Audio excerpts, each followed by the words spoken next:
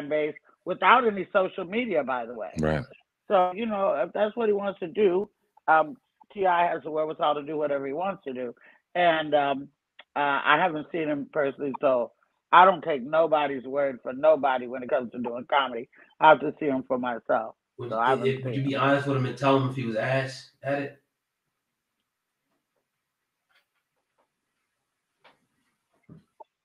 What do you think? For sure. The other day, well, you know, we know about Kodak Black being shot by Ice-T, and you live in the area of Los Angeles. He put a warning out to the different, you know, entertainers and rappers coming out there. He was like, look, it's like 50,000 active gang members out in LA. I need everybody just to be careful and keep your head on a swivel. Do you think that this is going too far now, as far as, you know, these rappers coming to different places and getting shot? Kodak Black was shot. A lot of people were saying a lot of different rumors. Is it going too far now with the hip hop industry now, and these rappers getting shot almost, it seems like, every few months and killed?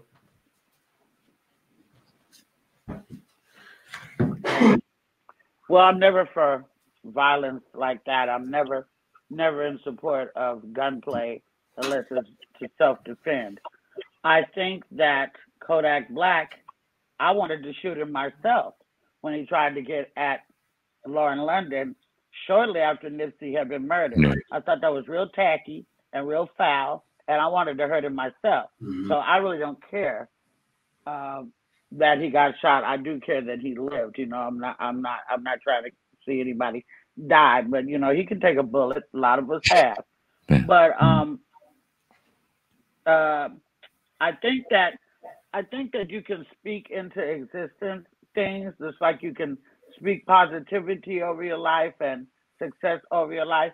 You can speak death over your life as well. Look at Biggie's album was named Ready to Die. Well, you got your wish. And Pac sang a lot of songs about dying and death. And a lot of rappers sing, you know, like they don't give a fuck, they don't care. Well, then you're bringing that energy onto you. If more rappers would, you know, sing about positive things, you know, you don't see KRS-One getting shot. You don't see Chuck D getting shot. You don't see Tribe Called Quest getting shot. They're not talking about that stuff. They're talking about Black positivity and empowerment and things like that. And that's why the advent of rap was so important. Rap did not never start out talking about bitches and bling and whips and shit like that. It talked about uplifting our people and fighting the power and stuff like that. So I think if they change the narrative of their language, then maybe some of this violence won't be put upon them, because there's psychos out there. So you ready to die, nigga? I'm gonna make your wish come true. So if you're not talking about that, then you know you may avoid conflict. You may avoid conflict. You may be able to. Right. And it's a book, I don't know if you heard of it, called As a Man Thinketh, and it breaks down that, like, the depths of your thoughts, you know, manifest in your speech, manifest, you know, exactly what your life is going to be. But I was trying to ask you that question, but a lot of people were saying that, but they was trying to tie the Kodak Black shooting to the Nipsey thing, which we don't really know. But it's funny you answered the question I was going to ask you anyway, but that's all I'm going to say. Let me add on to that a little bit, because I don't know if you've seen it, but yeah, I'm cool like that. Indeed. I don't know if you've seen that New York Mayor Eric Adams, and he's calling on the social media ban of drill and drill rap. And it's a very controversial topic, because we know, we talk about it all the time, and we just kind of talked about it, expounded on it here, the power of the tongue and what's being talked about in a lot of these lyrics and rap, and how it's being influenced to the youth and throughout hip hop. And we know drill took on a very popular scene in the East Coast and things like that, but he's attributing it to a lot of violence and a lot of terrible things going on throughout the inner cities of America. And he's calling on social media, calling it a civil and corporate responsibility to take them off. Now, it's great that he's showing energy to this, but there's a lot of other issues within the Black community, in particular in New York City, that could be handled as well. And let's see if it's balanced. But I want to know your opinion on this topic within drill music. How do you feel about that?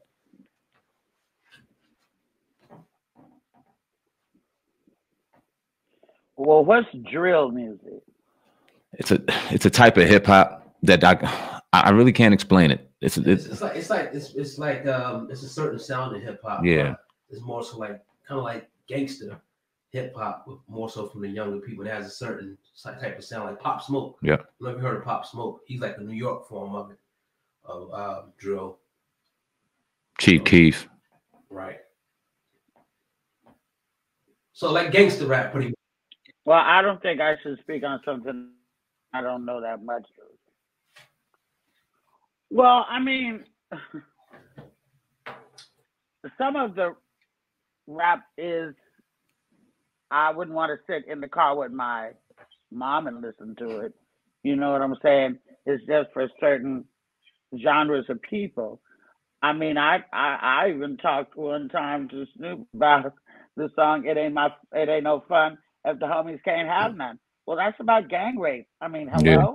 What do you mean it ain't no fun if my homies can't have none? You just gonna pass a bitch around at the party, and that's not cool. That's I like all this stuff, but I don't like that song. And as far as gangster rap goes, you better be prepared to put your body where your mouth is if you're gonna speak that upon yourself and into existence.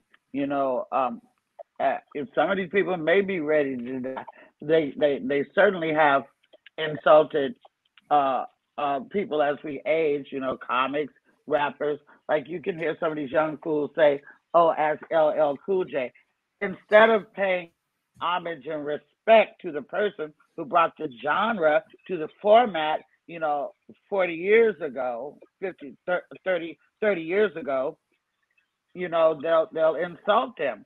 And I think gangster rap may have its place, but maybe it has its place among gangsters. But the buying masses don't need to, like, there's kids who love the beat of a lot of this music, but they don't necessarily need to be saying those lyrics. Then if you say those lyrics long enough, then you start trying to live that life, you know? But if you were speaking more about Malcolm or about Medgar or about, you know, Nip and, you know, positive people, then maybe we could get more of a positive message out there and people would want to be like that rather than be like these gangsters. If you want to be gangster, if you want to die early, if you want to break up your whole family and kill your mother, then I guess that's what because when you die, you take the whole family with you. I know I have a sister who was murdered, and I know what it did to our family.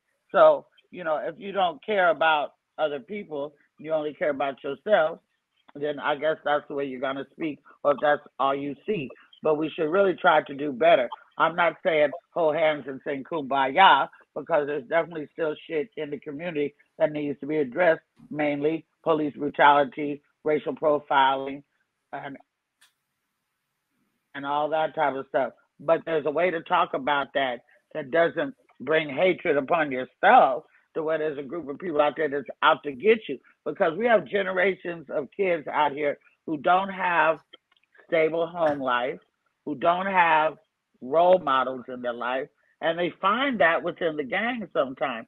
And it's, you know, all the shit starts at home. Mama can do a lot, but she can't be a man.